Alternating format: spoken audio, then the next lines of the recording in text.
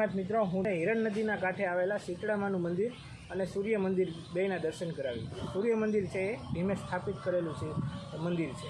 ચાલો મિત્રો, હું તમને એના દર્શને લઈ જાઉં.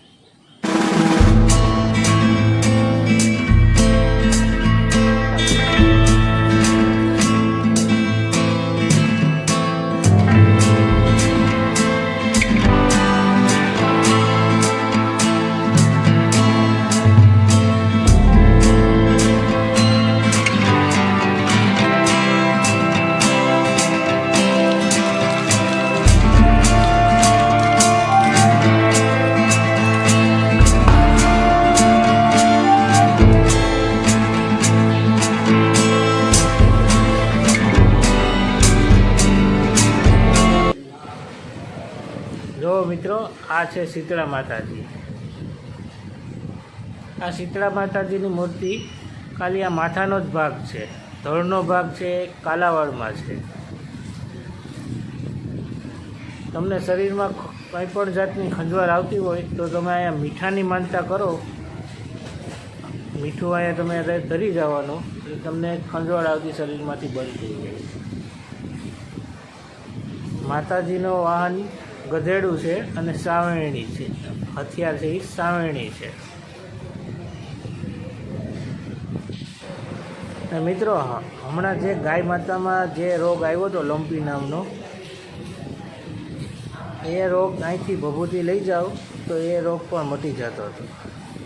આ છે શીતળા માતાના રતવેલિયા બાપા તરીકે ઓળખાય છે. આ શીતળા માતાના ભાઈ છે.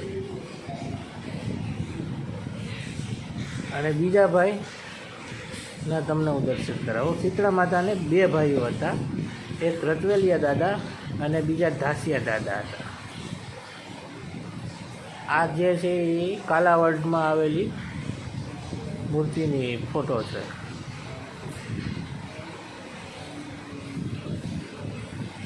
હવે હું તમને ધાસિયા બાપાના દર્શન કરાવીશ. મિત્રો, આ છે ધાસિયા બાપા. ઉધરસ આવતી હોય તો તમે અહીંયા દારિયાની માનતા રાખો તો તમારી ઉધરસ મટી જાય છે.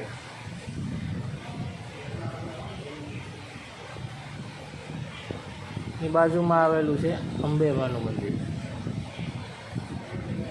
જય અંબેમા. હવે હું તમને સૂર્ય મંદિર બતાવીશ, જે બહુ જ પૌરાણિક છે.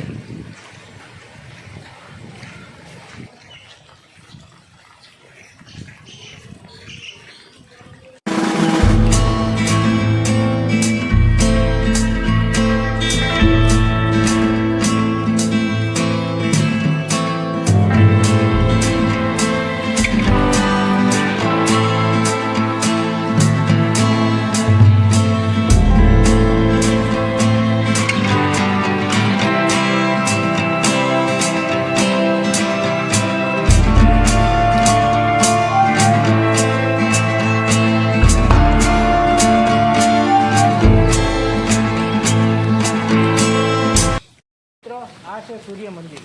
મેં એવું નક્કી કર્યું હતું કે એક જ રાતમાં હું સૂર્ય ઉગે એ પહેલાં હું આ મંદિર ચણી લઈશ, પણ એવું ન થયું. સવાર પડી ગઈ, કૂકડો બોલી ગયો છે, ત્યારે મંદિરનું જે ઉપરનું મીંડું આવે એ મીંડું બાકી રહી ગયું. ત્યારથી જ આ મંદિર આ રીતના જેમ છે, બહુ જ પૌરાણિક છે. અંદર ઝાટા પણ તમને બીક લાગે એવું છે. ત્યારથી જ આ મંદિર આવી રીતના આમ સ્થાપિત છે.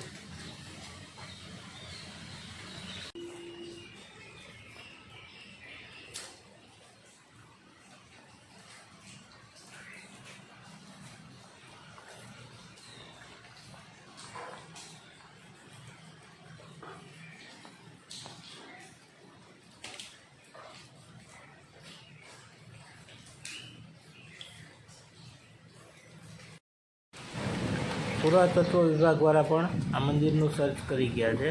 આ તેનું લખાણ છે.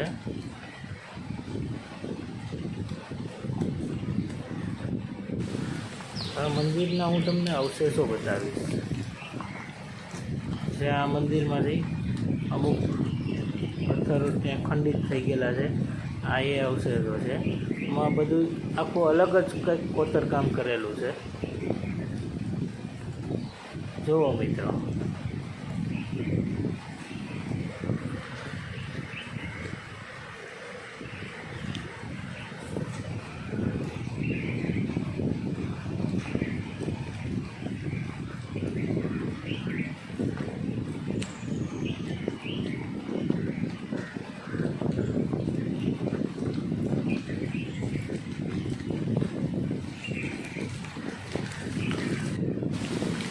શીતળા મંદિરની બાજુમાં જ આવો આખું બગીચો આવેલો છે, જે તમે વનભોજન કરવા માટે પણ આવી શકો છો.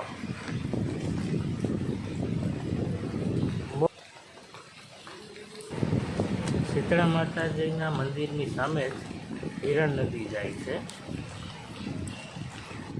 અને આ એ જ હિરણ નદી છે જે વીર માંગણાવાળાના ધર્મપત્ની પદ્માવતી અહીંથી પાણી ભરતા.